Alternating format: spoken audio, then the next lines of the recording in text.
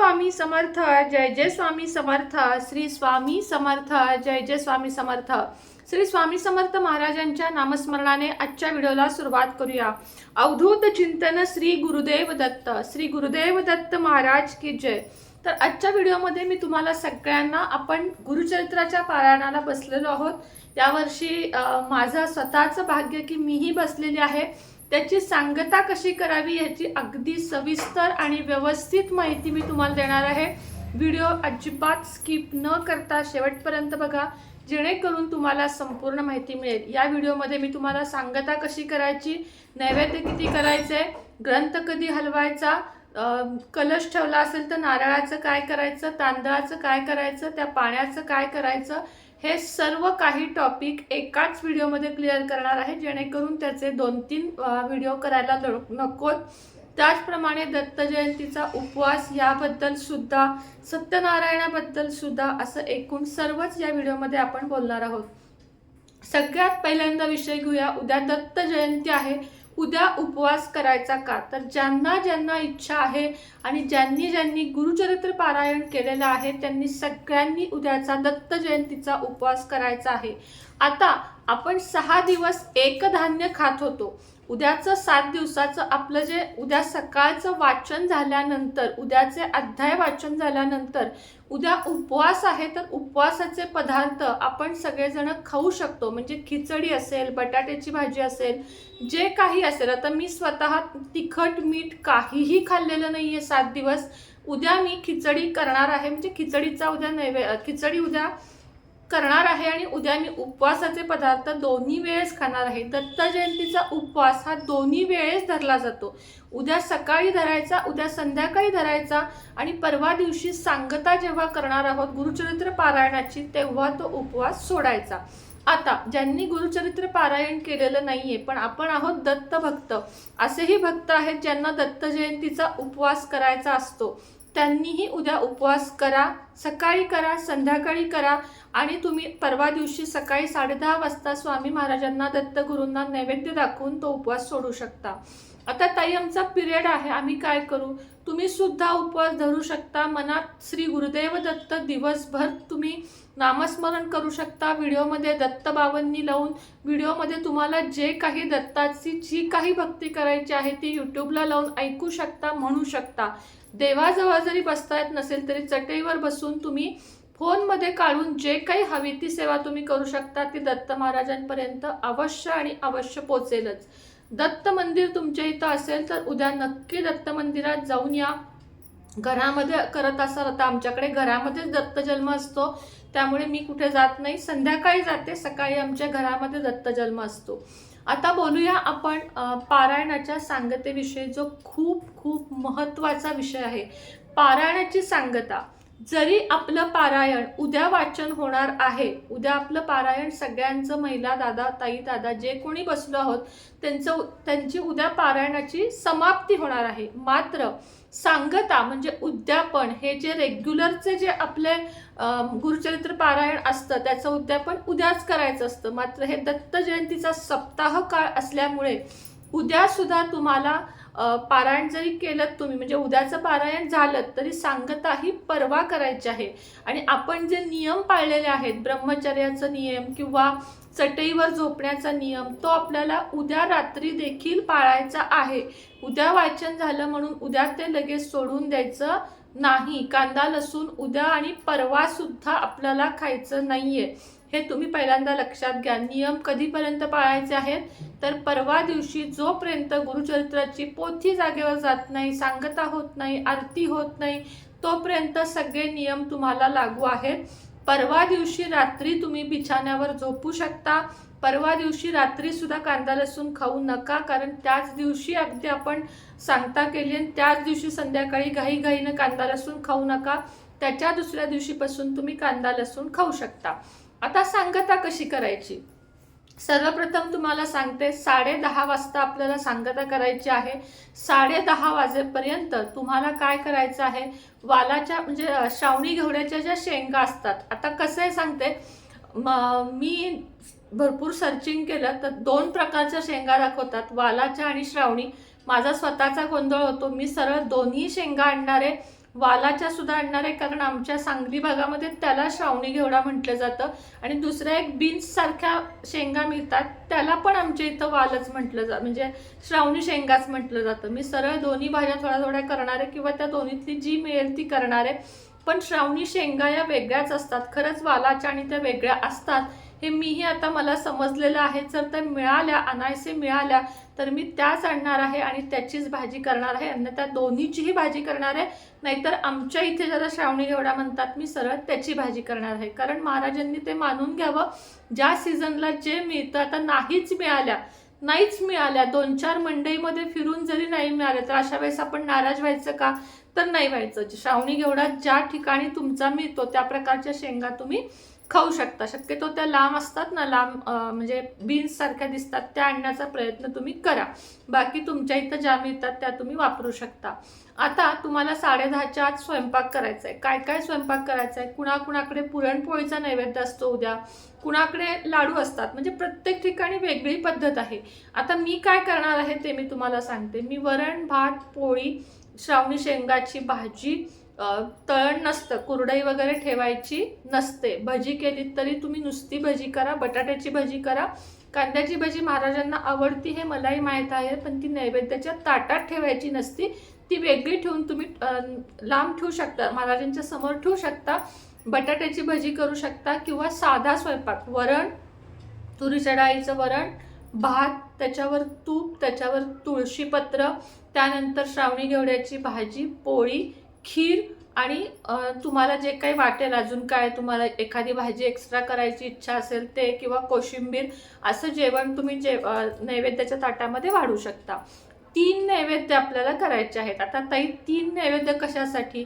एक नैवेद्य आपल्या देवघरासाठी, म्हणजे आपल्या कुलदेवीसाठी, कारण कुलदेवी ही आपली देवघरातच आहे.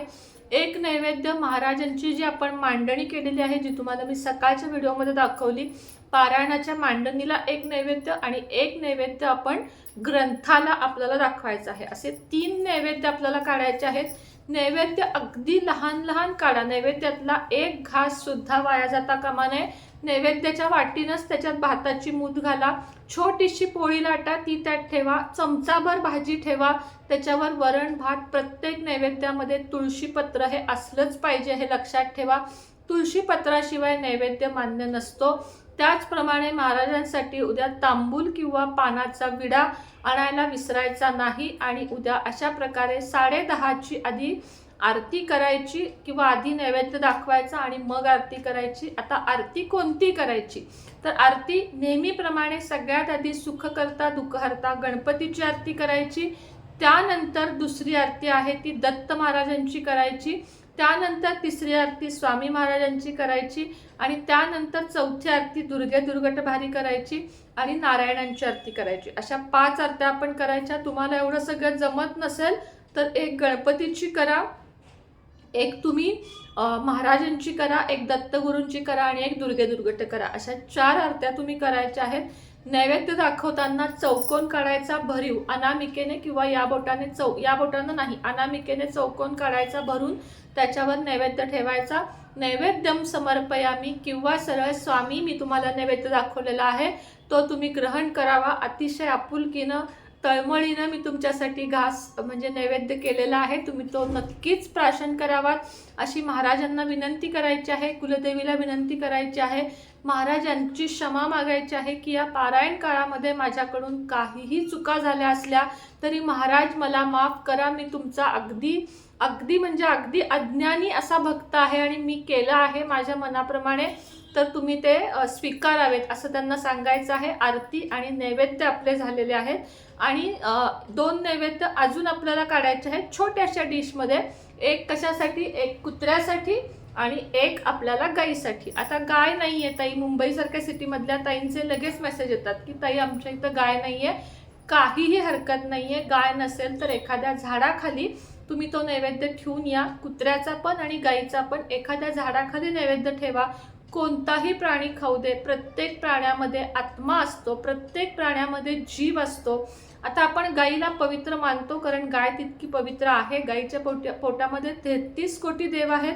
त्यामुळं गोशाळा असेल तर तुम्ही खरंच गोशाळेमध्ये जाऊनच, आता आमच्या घराशेजारीच गोठा आहे आणि तिथं भरपूर देशी गाई आहेत, त्यामुळे मी स्वतः देऊ शकते. पण मला माहीत आहे की मुंबईमध्ये किंवा पुण्यामध्ये अशा ठिकाणी जिथं ऐन सिटीत लोक राहतात तिथं गोठे नसतात. त्यांनी सरळ झाडाखाली एखादा नैवेद्य ठेवा, गच्चीत गॅलरीत ठेवा, कावळा येऊ दे, चिमणी येऊ दे, कुठल्याही जीवानं ते खाऊ दे, आपण ठेवताना गाईच्या नावाचा आणि कुत्र्याच्या नावाचा, श्वान म्हणजे श्वानच्या नावाचा नैवेद्य आपण तिथं ठेवायचा आहे. आता तुम्हाला पुढं सांगते, तुम्हाला नैवेद्य कळाले का? 5 नैवेद्य दाखवायचे आहेत. 5 नैवेद्य कोणाकोणाचे तेही तुम्हाला समजलं असेल.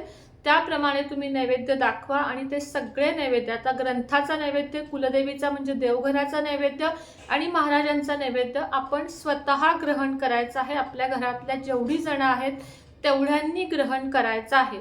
पुढचा टॉपिक राहतो की एखादं जोडपं किंवा त्या दिवशी मुलांना किंवा कुणाला जेवू घालायचं का? तर असं काहीच नाही आहे. असं कुठंही शास्त्रात म्हणजे आपल्या ग्रंथामध्ये तो उच्चार नाही आहे की जेवू घाला. जर तुम्हाला मिळत असेल जोडपं, एखादं तुम्हाला जेवू घालायचंच असेल, ब्राह्मण किंवा ऑदर, तर तुम्ही जोडपं जेवू घालू शकता. नसेल तर तुम्ही एखाद्या ब्राह्मणाला त्या दिवशी काय करा, गव्हाचं पीठ, तूर डाळ, त्याचं एक वेळचं कुटुंबाचं जेवण होईल इतका शिदा देऊन त्यानंतर दक्षिणा देऊन या. तसं केलं तरी चालेल आणि हे नाही केलं तरीही चालेल. हे ऑप्शनल आहे, पर्यायी आहे. ह्याची कुठंही सक्ती नाही आहे की तुम्ही हे असं केलंच पाहिजेत. लक्षात घ्या की जोडपं जेवू घाला असं जेव्हा ज्या ह्याला गरज असते, आता 16 सोमवारला गरजच असती 16 तुम्हाला जोडपी जेवू घालायची आहेत, तशी पारायणा दिवशी असं काही नाही आहे की जोडपी जेवू घालायचे आहेत, असं काहीच नाही आहे. त्यामुळे जर मिळत असेल, अगदी अनावधानानं तुम्हाला मिळत असेल तर घाला, नाही मिळालं नका घालू आणि मनात कोणतीही शंका आणू नका. पुढची गोष्ट, आता पोथी कधी उचलायची? पोथी ही अतिशय पवित्र आहे आणि ती पहिल्यांदा तुम्ही ब्लाउज पीसमध्येच आपण ठेवत असतो. त्या ब्लाउज पीसमध्ये ठेवलेल्या पोथीत जर फूल वगैरे असेल एखादं ते काढा, कारण ते सडण्याची कुजण्याची शक्यता असते. आपण रोज पूजा करतो, रोजचं एक फूल त्या पोथीला असतं, ते फूल काढा. त्यानंतर पोथीचं वाचन झालं की तुम्ही एका ब्लाउज पीसमध्ये ती आधी गुंडाळा, वरून एक पीस बांधून त्याला गाठ बांधा.